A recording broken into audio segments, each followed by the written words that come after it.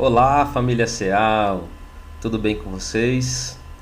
Vamos aprender aqui uma história maravilhosa que Jesus contou na intimidade dos discípulos, como é próprio desse livro, né? Jesus no Lar, em que Jesus é revelado em sua intimidade, nas conversas íntimas com os apóstolos. Se você quiser aprender um pouquinho mais, eu convido você então a, quem quiser, fechar os olhos, para a gente começar com uma prece, nos harmonizando, nos tranquilizando. Nada melhor do que chamando Jesus para esse momento. Então, com o nosso coração sereno, humilde, evocando a presença do nosso Mestre Jesus, da nossa Mãe Maria, Mãe Santíssima, envolvendo cada um de nós, nossos familiares, a nossa casa, o nosso trabalho. Senhor Jesus, abençoe os nossos passos. Senhor Jesus, abençoe a nossa presente encarnação, que a gente possa aproveitar da melhor maneira possível. Que o seu conhecimento, o seu evangelho penetre a nossa alma, amplie o nosso entendimento, Senhor, para a lição de hoje. Que assim seja. Graças a Deus. Graças a Deus, meus amigos. Olha só, a lição de hoje, ela é incrível mesmo, vocês vão ver. E ela se chama A Jornada Redentora. Então vocês vão ver que coisa maravilhosa, é uma parábola que Jesus vai contar aqui. E essa parábola ela é contada depois que Jesus é, entre aspas, provocado por uma mulher chamada Salomé pelos estudiosos, né? Aqui no texto ela é qualificada apenas como a esposa de Zebedeu, e a gente sabe que Zebedeu era o pai de Tiago e João. Então ela é a mãe dos apóstolos Tiago e João.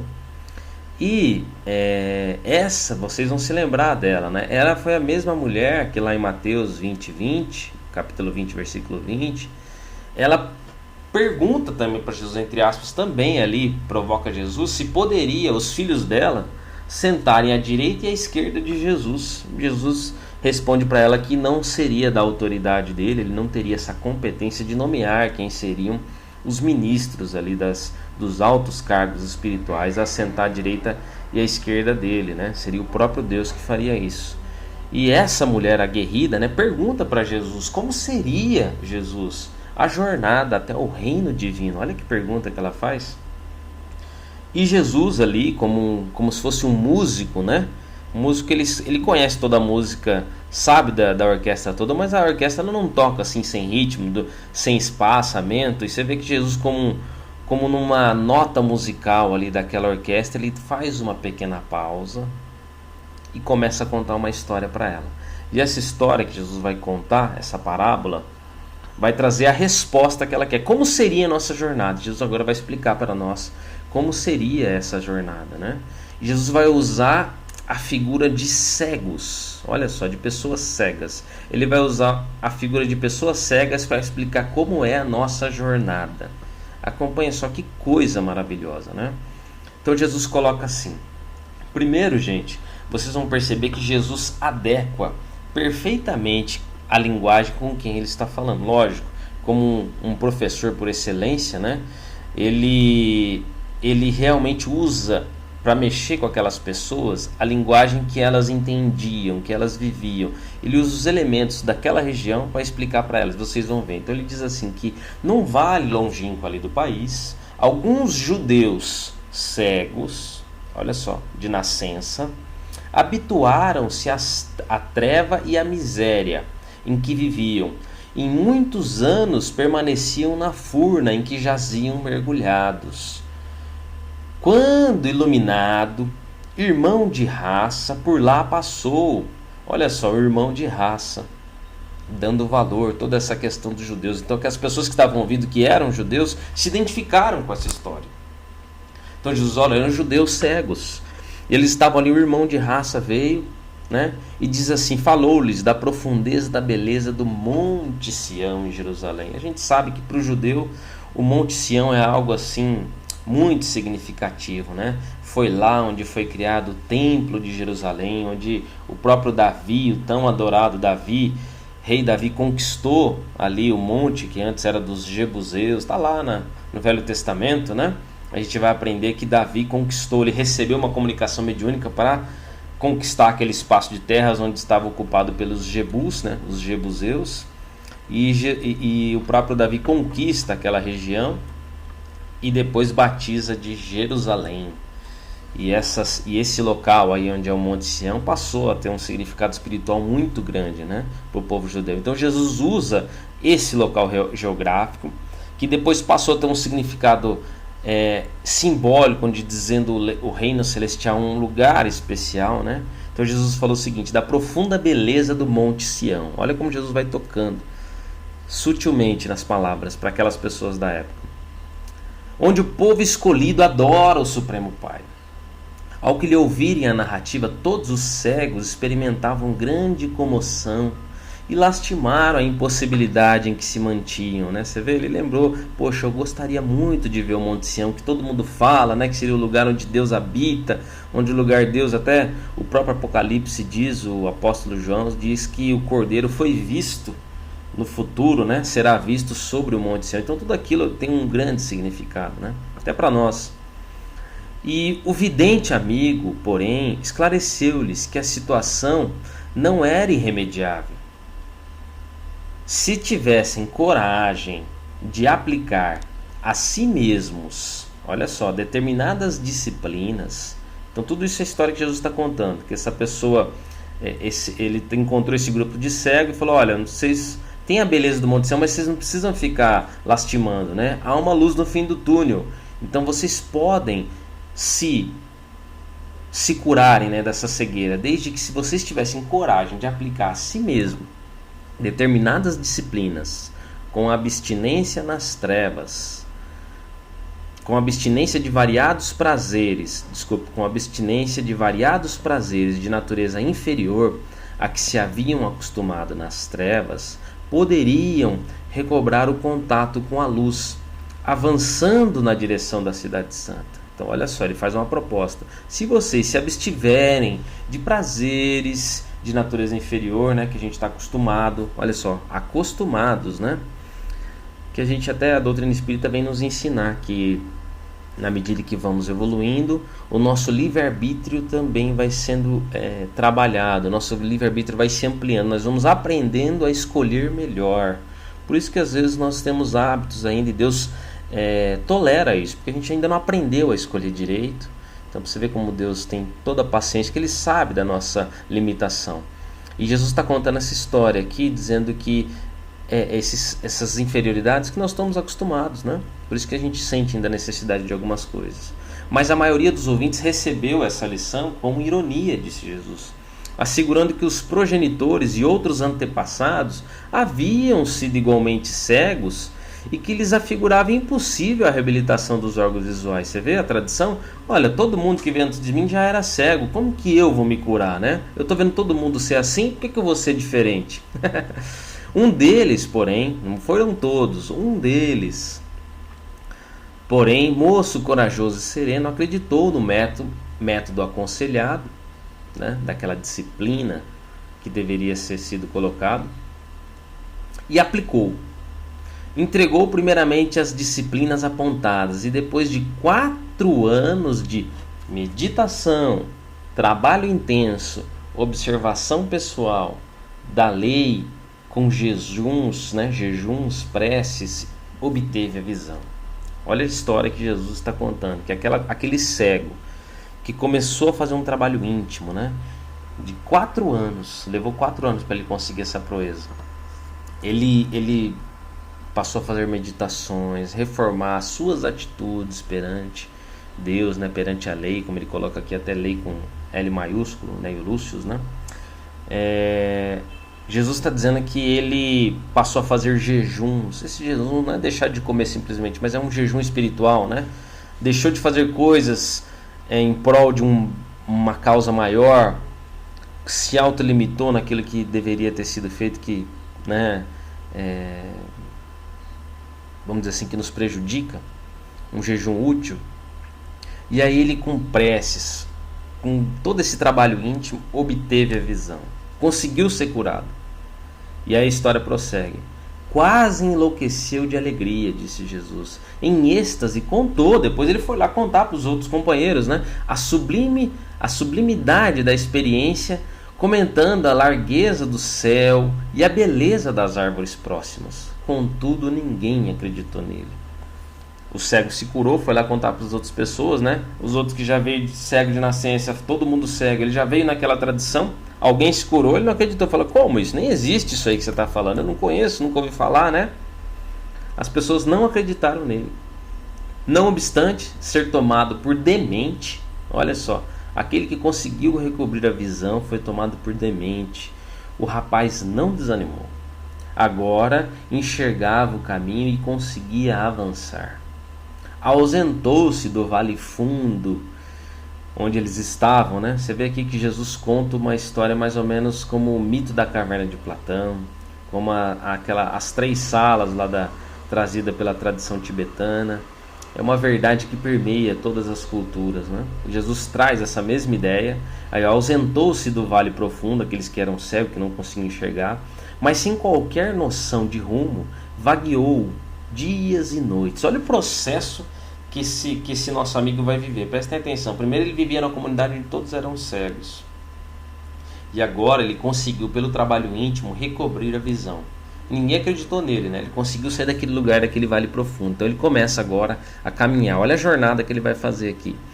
Então ele vagueou por dias e noites em estado aflitivo, atacado por lobos e víboras em grande número. Olha o que ele vai viver em todo esse caminho quando agora ele descobriu a visão dele. Agora ele está de porte desse sentido. Usava a maior cautela, reconhecendo a própria inexperiência, até que em certa manhã, abeirando-se de um esconderijo cavado na rocha para colher mel silvestre, foi aprisionado por um ladrão que lhe exigiu a bolsa. Olha o que ele vai viver agora. Entretanto, como não possuísse dinheiro, deixou-se escravizar pelo malfeitor que durante 5 anos sucessivos o reteve em trabalho incessante.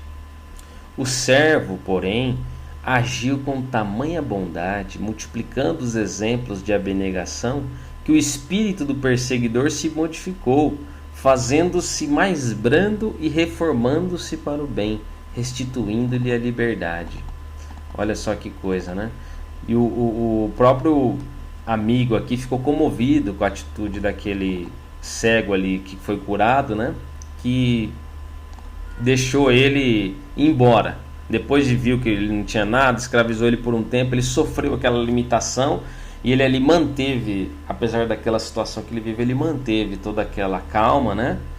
E ele conseguiu restituir a sua liberdade. Ele não perdeu, pelo fato de ter sofrido essa injustiça, ele não perdeu o brilho nos olhos. Emancipado de novo, quer dizer, liberto, o crente fiel recomeçou a jornada. Olha só. Porque a ânsia de alcançar o templo divino povoava-lhe a mente. Ele sabia que tinha aquela história do Monte Sião, adorar o Monte Sião, visualizar aquela situação maravilhosa. Ele tinha aquilo no seu coração, de alcançar o Monte Sião. Então ele se pôs a essa empreitada e foi, seguiu nesse caminho. E começou já no caminho, ele já enfrentou víboras, enfrentou desafios, foi preso, foi roubado. E mesmo assim agora ele se recupera daquela situação e começa de novo a jornada. Pôs-se a caminho, disse Jesus, distribuindo fraternidade e alegria com todos os viajores que lhe cruzassem a estrada. Então todo mundo que cruzava com ele, de alguma maneira, era ajudado. Mas atingindo um vilarejo, olha só, ele chegou agora num outro lugar. A autoridade era excessiva, com demasiado rigor. Foi encarcerado como sendo criminoso desconhecido. Você vê, ele chegou naquela cidade onde tinha como um mendigo, né? Aquela pessoa achou que ele era um criminoso desconhecido, ele foi preso lá de novo. No entanto, olha só, de novo ele sofre nas injustiças, né? Entre aspas, a gente vai entender tudo isso. Sabendo que seria traído pelas próprias forças insuficientes, entendendo a sua condição, né? Caso buscasse reagir, deixou-se trancafiar até que o problema fosse resolvido. Você já imaginou um negócio desse? O que reclamou longo tempo, hein? Nunca, entretanto, olha só, se revelou inativo no exercício do bem. Mesmo ele sofrendo injustiça, preso, ele não se mostrou inativo, não desanimou, né? Na própria cadeia que lhe feria a inocência, encontrou vastíssimas oportunidades para demonstrar boa vontade, amor e tolerância, sensibilizando as autoridades que o libertaram, enfim. Olha só que coisa. O ideal de atingir o santuário sublime, lá o Monte Sião, absorvia-lhe o pensamento e prosseguiu na marcha. Você vê, ele tinha um objetivo no coração e aquilo meio que era o combustível para ele, para superar todas as dificuldades. Todavia, somente depois de 20 anos de luta e provas, das quais sempre saía vitorioso, porque ele tinha um pensamento, né? Ele, apesar da vida tentar derrubada, ele saía vitorioso porque ele permanecia firme nos seus propósitos. É que conseguiu chegar, enfim, ao Monte Sião para adorar o Supremo Senhor. E olha só, gente, como Jesus é maravilhoso. Quando ele chega nessa parte da história, o mestre interrompeu-se, vagueou o olhar pela sala, silenciosa. Você imaginou? As pessoas ali ouvindo aquela história de Jesus, todo aquele magnetismo, aquela imagem, eu acho que espiritualmente projetada na mente das pessoas, sentindo toda aquela emoção, ouvindo ali, viva voz, imagina essa história contada por Jesus. Jesus ainda olha para todo mundo ali na sala, sondando os corações, né? Abençoando a todos. Assim, arrematou Jesus, né? Rematou Jesus. É a caminhada do homem para o reino celestial. Antes de tudo, é preciso reconhecer a sua condição de cego e aplicar a si mesmo os remédios indicados nos mandamentos divinos. Alcançando o conhecimento, apesar da zombaria dos que te rodeiam em posição de ignorância, é compelido a marchar por si mesmo. E sozinho quase sempre, do escuro vale terrestre para o monte da claridade divina, aproveitando todas as oportunidades de servir indistintamente. Servir indistintamente, como isso é difícil, né, minha gente? Ainda mesmo aos próprios inimigos e perseguidores. Quando o seguidor do bem compreende o dever de mobilizar para todos os recursos da jornada em silêncio, sem perda de tempo, com reclamações e censuras, a gente está reclamando muito, né, dos nossos percalços. Olha o que Jesus, o ensinamento de Jesus, a gente tem que caminhar em silêncio, sem perda de tempo, com reclamações e censuras, que somente denunciam inferioridade. Então, estará em condições de alcançar o reino de Deus. O reino dentro do menor prazo, porque viverá plasmando as próprias asas para o voo divino, usando para isso a disciplina de si mesmo e o trabalho incessante pela paz e alegria de todos. Eita, nossa! Que coisa, hein?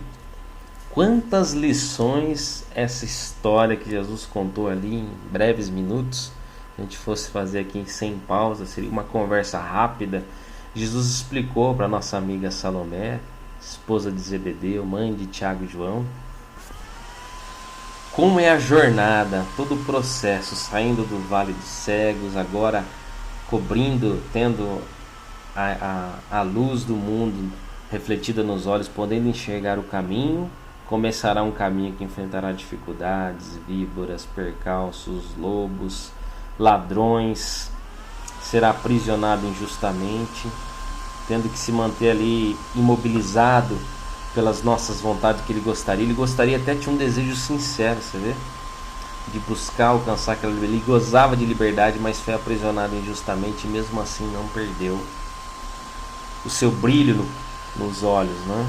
Aquele brilho que ele conquistou através de como, né? Jesus ensinou como nós podemos conquistar essa cura física e espiritual através de meditações, reflexões do nosso comportamento. Jesus dá o princípio aqui da autocura.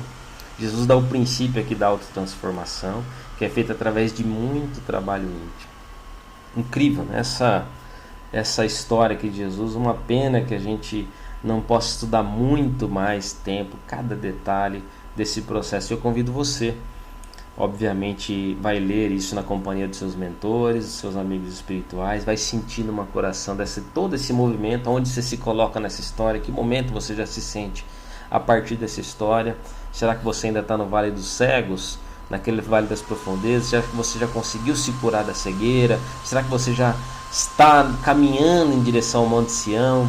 Será que você está dentro da prisão ali, blasfemando, ou ali resignado? Ou quem sabe você já atingiu o Monte Sião? Não sei, sinta aí no seu coração que parte dessa história que você se coloque e reflita em todo esse processo que nós vamos ter que vivenciar para alcançar, enfim, o reino de celestialidade que é feito no nosso coração. Eu agradeço a todos esse momento, todo o carinho, toda a família Cial, por esse trabalho maravilhoso. E eu convido você para nós orarmos, né? Pelo nossos passos, pelo esse caminho que a gente vai fazer. Quem quiser fechar os olhos. Então vamos, meus amigos, com o coração agora, com mais ânimo, coragem de seguir os passos que precisam ser percorridos.